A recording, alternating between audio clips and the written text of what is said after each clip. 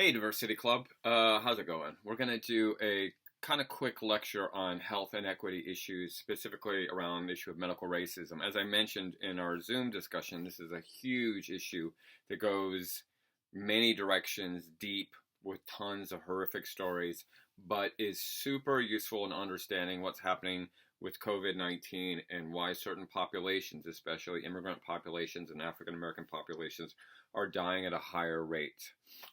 And also explains, some of the core of the reading that you read about healthcare for minorities and why African Americans, for example, have such a shorter lifespan than white people in this country.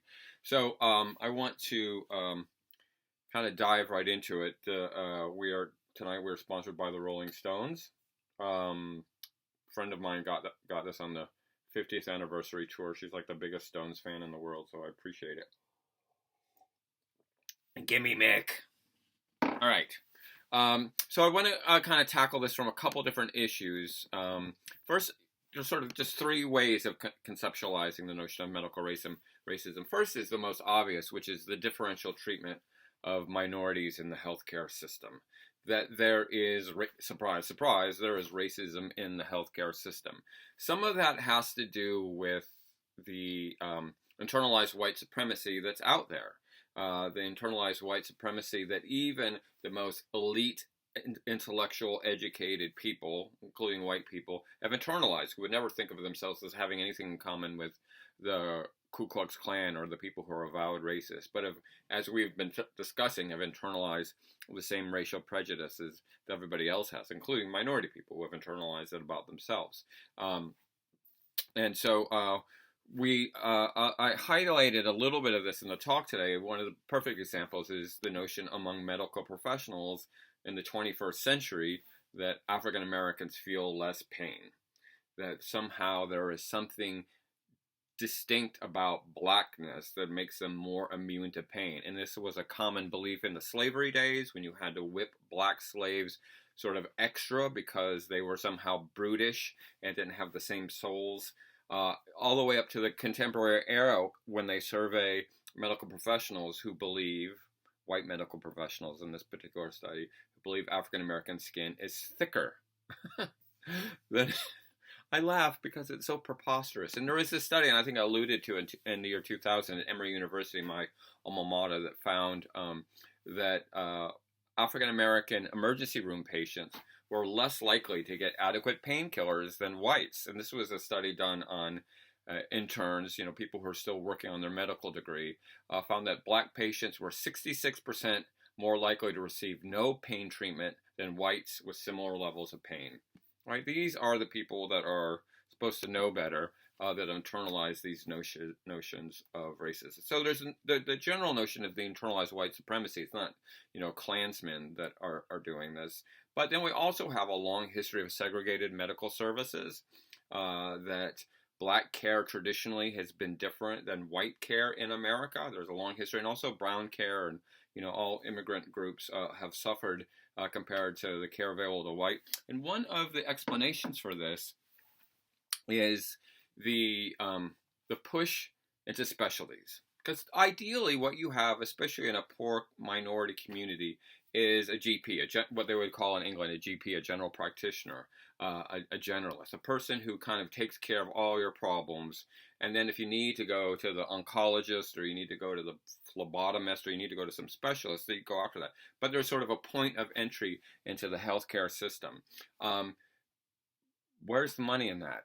Since 1960, the majority of people leaving medical school have gone directly into specialties, including plastic surgery and things like that really don't help people in poor minority neighborhoods. Where is the appeal of becoming a ghetto doctor and working in poor urban areas when there's so much money to be made, being Dr. Beverly Hills? And it's not necessarily the fault of doctors being racist and not caring. The average medical student debt when leaving medical school is, you think you've got it bad, $232,300. $232,300 is the average debt. So I'm going to take a job straight out of medical school in a low-income urban neighborhood. maybe making $70,000 a year, or I'm going to take a job in, the Mayo Clinic as a brain specialist making $300,000 a year. What am I going to do when I've got all this debt that I have to pay off? So there is a sort of a removal of doctors based on the system that disadvantages those communities. There is just a lack of medical professionals in poor urban neighborhoods. The last Elvis movie, Elvis Presley, you may have heard of him. There was this great Elvis movie called Change of Habit, where he's the ghetto doctor, and it's like well, there's some cool Elvis movies, but it's a pretty cool Elvis movie where he goes into the ghetto of Harlem to kind of, and there's a whole thing about white doctors going to save people of color. There's a long history about that. And so there is institutional racism woven into this, and of course these institutional racism issues in the healthcare are magnified for immigrant populations. Right? We have a dominant narrative in this country that says people who are undocumented, especially, or maybe not, even green card holders, shouldn't have the same resources that come from the taxpayers that citizens have, and so the lack of resources for brown people at the border is shocking in a developed country like America, where people don't have adequate resources. So there is a differential treatment all throughout the whether we're talking about dentistry or we're talking about OBGYN and services for women. There are less resources available for minority people, and that is rooted in a couple centuries of racism that has now become internalized and institutionalized. And so remember, we talk about this in D'Angelo's book, that racism isn't an individual act, it's a systemic issue. The second area where we talk about medical racism is the distrust by minority populations of the medical profession because of this disparate treatment, because of this differential treatment of people who are not white. There is a long history of abuse of people of color, especially, I think I mentioned in the slave trade, the guy who's the father of modern gynecology, James Marion Smith, who did these incredibly horrific experiments on women to determine how the female reproductive system works, including cutting them open without anesthesia, operated on babies, live black babies, to try to understand the process of birth. It's just horrific, and there would be a reason there to not feel safe around doctors when and many African American folks know this history very well. The big thing is that's most famous is the Tuskegee syphilis experiment that ran in Alabama from 1932 to 1972. And syphilis was a big problem, right? Syphilis was a big problem in Europe, and it was a big problem in colonial America, and there was really no real treatment for it.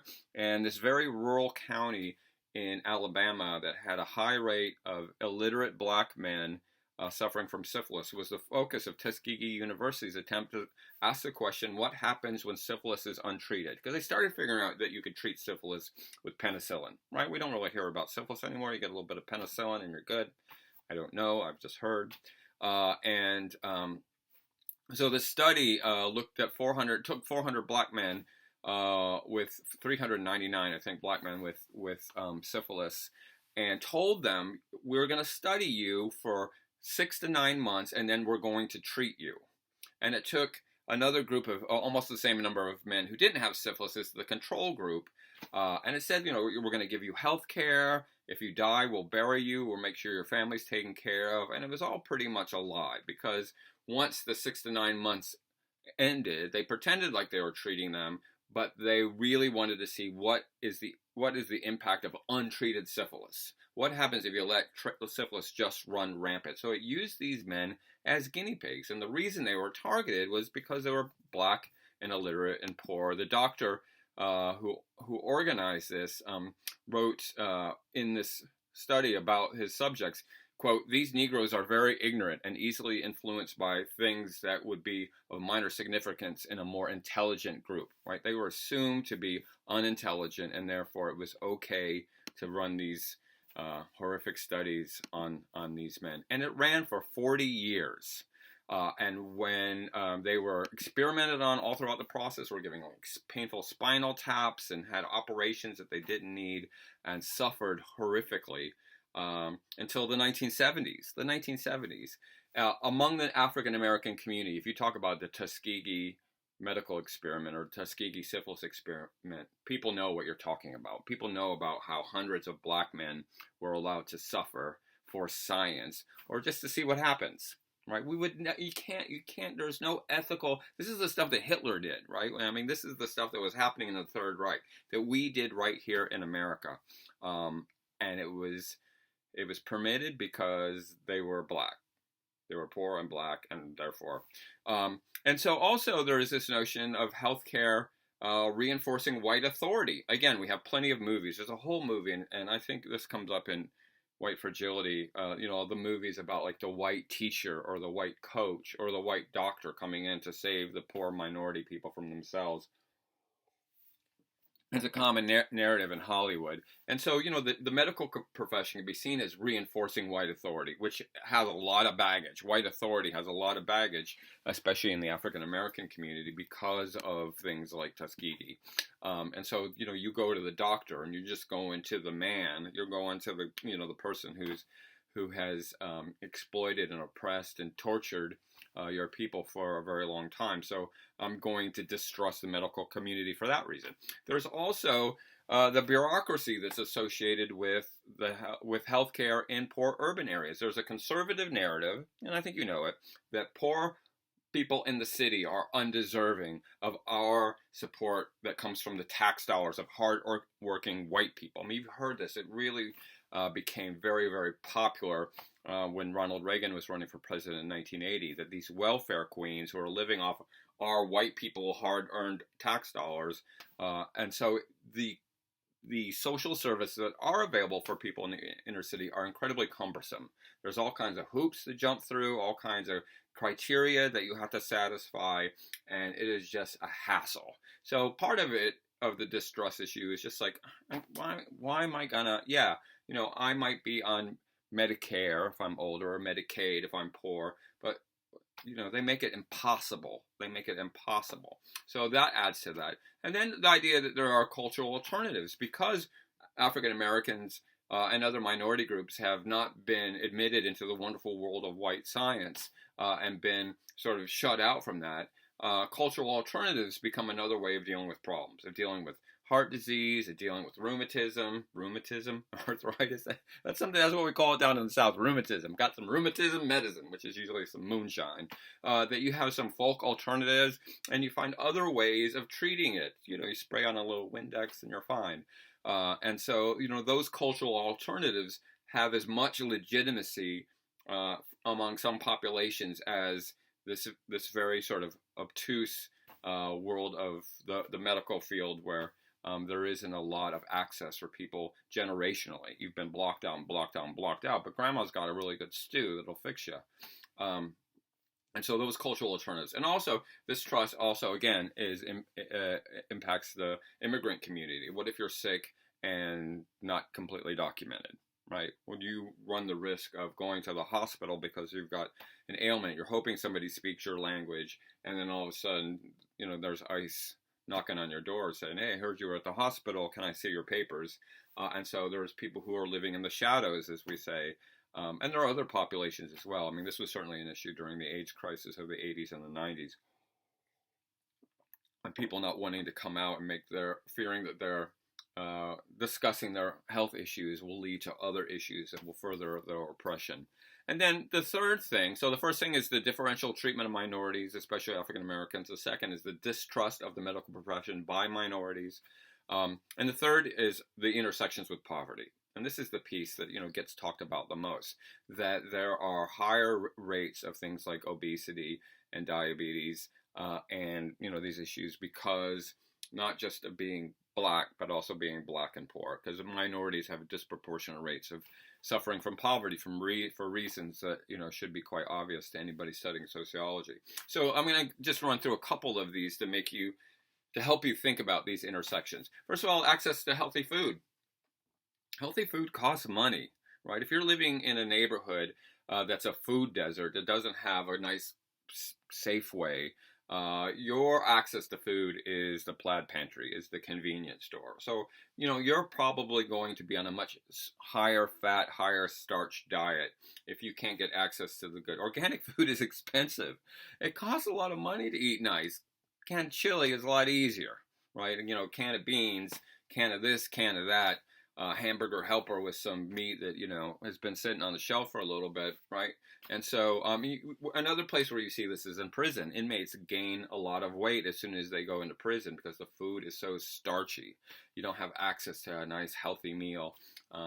So access to healthy food can have a whole ripple effect with regards to health issues. You're not getting your proper nutrients and your vitamins, which is not only affecting your body and your heart, which is, the number one killer of heart disease, but it's also affecting your cognitive ability, your ability for your brain to work, right? Your brain needs those nutrients. So there's a ripple effect of a lack of a healthy diet that comes from being poor and minority. Being in a toxic environment. Cities have more pollution. There's more lead paint on the wall. We build toxic waste incinerators in poor black neighborhoods across America. You're in a toxic home space. You're in a toxic workspace. If you're working at the steel mill, right? That ain't too healthy. You're working, cleaning up buses at night. That ain't too healthy. I mean, there are all these sort of toxic work environments besides the place where you live that are going to be affecting your body system, breaking down your immune system, exposing you to carcinogens that the rest of us, are sort of somewhat immune to, right? Because we don't have to be huffing gas all day long because we're, working in our nice office buildings away from all the toxins. Lack of access or lack of time or lack of access to exercise. Exercise takes time out of your day, right? I mean, this has been one of the nice things about this quarantine that we're in. And since I have a little bit of extra time, I've been running every single day. A lot of people, you get home from work, right? You're not like, oh, I got to go to the gym because you got a house full of kids and you're beat anyway from working all day. You're going to go exercise? No, you're just going to sit in front of the TV and spend the rest of the night on the couch. So there is lack of exercise for people to just move their bodies, to shed some of the weight that might be holding them down, because you just don't have access to that when you are stuck, especially in a poor urban environment. At least in a poor rural house, you can run over to Jethro's. Like, I gotta watch TV, but I gotta run 5 miles to the next TV. Just being silly, because they all have satellite. So lack of exercise is a huge one. It's something that we, who have gym memberships take it for granted. Why don't they just get a gym membership? Gym memberships are expensive, and you have to have the time to go to the gym. And you also have to have someone to watch the kids while you go to the gym. I just drop them off at the bar. Kidding. Also, in poor urban areas, you have higher rates of violence, right? There's a reason the lifespan is shorter. Part of it is heart attacks, and part of it is getting shot. Although the heart attacks are a bigger one.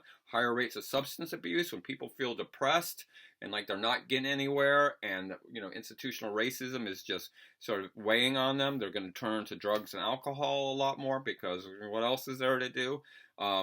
Speaking of, there is higher problems around mental health issues. First of all, there's a stigma, like you don't go to seek counseling if you have mental health issues in poor urban areas, right? That's stigmatized as you're crazy or you're whack.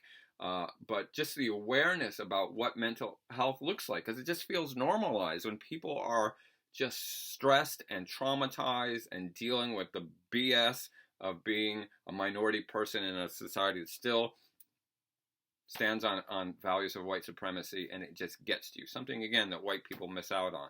And then also there is a value impact on this, which is the value of fatalism.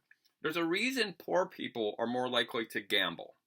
There's a reason poor people are more likely to be into astrology. Well, it's all in the stars, because you're not in control. You're not in control. Somebody else is in control. So whatever happens, it's not about me. It's about, the world. And if I die, I used to do work with gang kids, and they would be like, well, if I die, I die. And I say, no. You have control. You have control over your life. You can do things to reduce the likelihood that you're going to get shot. or you're going to go to jail. You are in control of your life. And they're like, what? Huh? Like that sense of fatalism has a health impact. So why worried about coronavirus? If I get it, I get it. If I die, I die. Right? That type of fatalism is an impact of poverty and racism and sort of all these biases in the society that has a cumulative impact on people's health. There are health outcomes, as we say. How healthy? Why? What's the point of exercising? What's the point? I'm probably not gonna live past 35 anyway, so I might as well just enjoy my time while I'm here.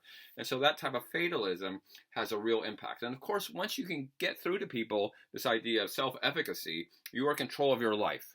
Eat healthy, exercise, go to the doctor when you're sick. Think about, removing the toxins from your environment if you can do it. It's incredibly empowering. Like, wow, you can live a long time. You can live, those white people live forever, man. You can really sort of change the trajectory, but people, have this generational boot on their neck that just says, this is it. This is my lot in life, and I'm going to die before I hit 60. So those are just a couple things to think about the disparate treatment, about the distrust. If I'm an African American person and I'm coughing, there might be a reason I don't go to the doctor because of the history of the exploitation of people of color by the medical profession. I'm just going to take grandma's soup and hope for the best. And also, the role that poverty plays in magnifying these issues around core healthcare issues.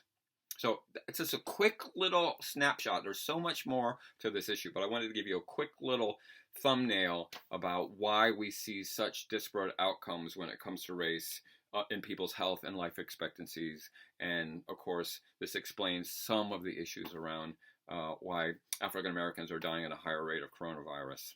Okay, super short. Wanted to squeeze all that in.